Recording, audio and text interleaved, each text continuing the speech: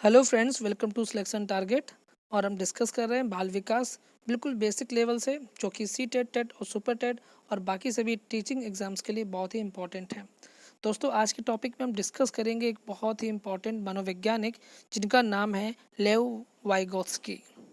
अभी हमने पियाजे को डिस्कस किया, कोहलबर्ग को डिस्कस किया। अब हम डिस्कस करने जा रहे हैं रशियन साइकोलॉजिस्ट लेव वाइगोत्स्की के विषय में। सबसे पहले जानेंगे इनके कुछ विषय में, इनके कुछ महत्वपूर्ण बिंदु जो कि एग्ज़ाम की दृष्टि से इम्पोर्टेंट है। सबसे पहला कि लेव वाइगोत्स्की किस देश से संबंधित थे, तो वो है रशिया यानी रूस देश से संबंधित थे। इनका जन्म कब हुआ? 19 नवंबर 1896 को उनका जन्म हुआ और ये बहुत ही कम एज 37 साल की एज में 11 जून 1934 को इस दुनिया से अलविदा कह गए। दोस्तों, इतनी कम एज में भी उन्होंने जो सिद्धांत दिया वो मनोविज्ञान के इतिहास में अमर हो गया और उस सिद्धांत का नाम है सामाजिक सांस्कृतिक सिद्धांत। दोस्तों, इस सिद्धांत के विषय में आज हम डिस्कस करने जा रहे हैं और एग्ज़ाम में से 2-3 सवाल पूछे जाते हैं। जैसे कि सवाल बन सकता है कि सामाजिक सांस्कृतिक सिद्धांत किसने दिया, तो वाइगोत्स्की ने दिया। वाइगोत्स्की किस देश से संबंधित थे, तो वे रूस के संबंधित थे। ये सब चीज़ें इम्पॉर्टेंट हैं, आपको ये याद रखना है। दोस्तों, अब डिस्कस करते हैं हम वाइगोत्स्की के विषय में इम्पॉर्टेंट पॉइंट्स। सामाजिक सांस्कृतिक सिद्धांत, महत्वपूर्ण बिंदु जो मैंने यहाँ पे पहले से ही राइट कर दिए हैं, उस पर हम डिस्कस करते हैं। पहला पॉइंट है कि वाइगोत्स्की का मानना था कि बालक का विकास समाज के द्वारा होता है। तो ये एग्ज़ाम में पूछा जाता है, पिछले एग्ज़ाम से में पूछा भी गया है कि वाइगोत्स्की के अनुसार बालक का विकास कहाँ होता है, ये किस परिवेश में होता है, समाज में, स्कूल में, घर में, या इनमें से कोई नहीं, या इनमें से सभी। तो उसका जो बालक का विकास होता है वो समाज के द्वारा होता है। अगला पॉइंट है कि बालक सामाजिक अंतःक्रिया के माध्यम से ज्ञान प्राप्त करता है। 2015 की सीटेट एग्ज़ाम में ये पूछा गया था, तो आज आपको ये याद रखना है। सवाल ये था कि बालक ज्ञान किस माध्यम से प्राप्त करता है। वाइगोत्स्की के अनुसार बालक ज्ञान किस माध्यम से प्राप्त करता है, तो वह है सामाजिक अंतःक्रिया। ये इम्पॉर्टेंट है, आपको ये याद रखना है। दोस्तों, अगला जो इम्पॉर्टेंट पॉइंट आएगा वो ये है कि बालकों के विकास का प्रमुख आधार ही सामाजिक अंतःक्रिया है।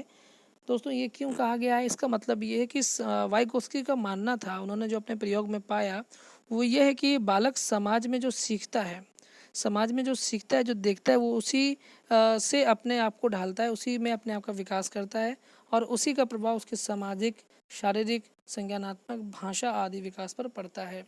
तो इसीलिए ये अंतःक्रिया का मतलब ये होता है कि किसी एक चीज़ का दूसरी चीज़ पर प्रभाव पड़ना। तो समाज का उसके शारीरिक, सामाजिक, संज्ञानात्मक, भाषा आदि पर जो प्रभाव पड़ता है, यही सामाजिक अंतःक्रिया है।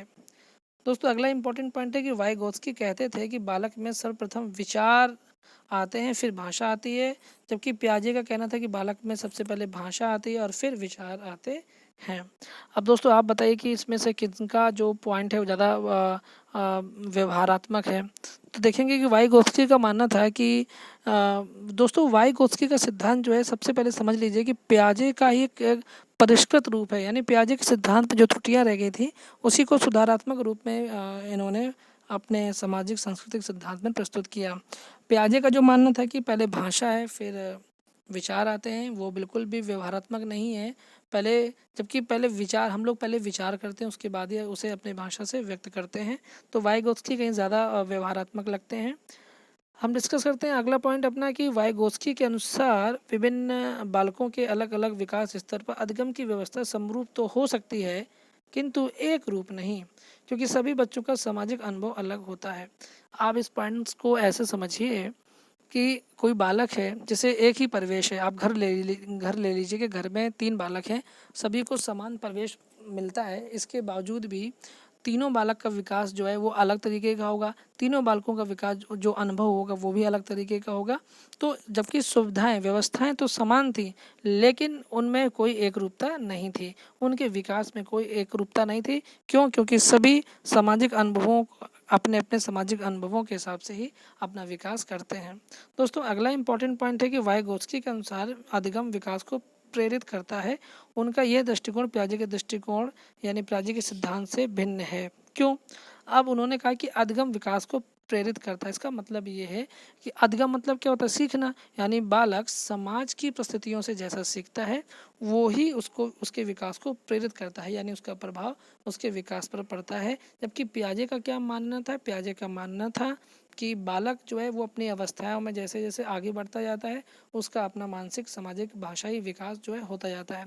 यानी पियाजे ने अवस्थाओं पर जोर दिया जबकि वाइगोत्स्की ने समाज और संस्कृति पर जोर दिया जिसका प्रभाव बालक के विकास पर पड़ता है। तो दोस्तों ये इंपॉर्टेंट पॉइंट्स हैं जो पियाजे और वाइगोत्स्की के सिद्धांत में डिफरेंस उसको समझते चलिए कि जहाँ वो अवस्थाओं, पियाजे जहाँ अवस्थाओं की बात करते हैं वहीं वाइगोत्स्की समाज और संस्कृति की बात करते हैं जिसका प्रभाव बालक के विकास पर पड़ता है।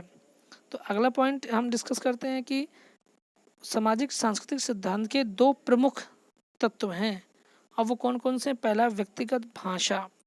इसमें बालक अपने व्यवहार को नियंत्रित और निर्देशित करने के लिए स्वयं से बातचीत करता है। इसका मतलब ये है कि बालक क्या करता है कि जब उसकी व्यक्तिगत भाषा विकसित हो चुकी होती है जो कि उसने अपने समाज के अनुभवों से प्राप्त की है तो वो अब उसको समझ में आ जाता है कि उसे अब किस भाषा का प्रयोग करना है, कैसे अपना व्यवहार रखना है। तो वो अपनी भाषा को नियंत्रित भी करता है और निर्देशित भी करता है, यानी उसको कब कैसे कहाँ बोलना है वो चीज़ वो अपने आप को ढालता है। दूसरा पॉइंट है दोस्तों कि निकटतम विकास का क्षेत्र यानी ZPD। ZPD का फुल फॉर्म है कि जोन ऑफ प्रॉक्सिमल डेवलपमेंट, यानी निकटतम विकास का क्षेत्र। अब दोस्तों ये बहुत इंपॉर्टेंट है, पूछा जाता है कि निकटतम विकास के क्षेत्र के विषय में किस मनोवैज्ञानिक ने चर्चा की है, कि वाइगोत्स्की ऑप्शन में हो सकता है, कोहलबर्ग हैं, पियाजे हैं, तो आपको ऑप्शन चुनना है। तो जब आप ठीक से वीडियो को ध्यान से देखा होगा, आपने समझा होगा, सुना होगा या बुक में पढ़ा होगा तो आपके लिए फ़ायदेमंद होने वाला है। ये मुझे लगता है कि अभी 2 साल पहले जो एग्ज़ाम हुआ था सीटेट का 2018 में, उसमें पूछा भी गया है कि JPD किससे संबंधित है, तो वाइगोत्स्की से संबंधित है। अब ZPD है क्या, तो ये वह क्षेत्र है जहां बालक अपने वास्तविक विकास स्तर से आगे जाकर समस्याओं का समाधान कर सकते हैं यदि उन्हें थोड़ा निर्देश मिल जाए। यानी ये वह स्थिति होती है, वह क्षेत्र होती है कि जैसे बालक है उसने अब अपने अनुभवों से जो सीखा है वो तो सीखा है, अगर उसको कोई थोड़ा सा और गाइड कर दे तो वो अपने उन्हीं सीमित अनुभवों के आधार पर भी वो बड़े से बड़े कार्य को कर सकता है, बड़ी से बड़ी समस्याओं को सॉल्व कर सकता है। तो यही JPD है। और JPD को एक एग्ज़ाम में एक तरह से और पूछा जाता है, वो मैंने लास्ट में डिस्कस किया है कि वास्तविक विकास स्तर और संभावित विकास स्तर के बीच के अंतर या क्षेत्र को वाइगोत्स्की ने क्या कहा है।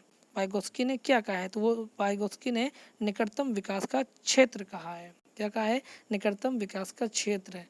यही सबसे इम्पोर्टेंट पॉइंट है जो एग्ज़ाम में पूछे जाते हैं और अगर आपने ठीक से पढ़ा होगा तो आपके लिए बहुत इम्पोर्टेंट होने वाले हैं और आपके लिए सब तैयारी का जो भी मटेरियल मुझसे हो सकता है मैं यहाँ डिस्कस करूँगा।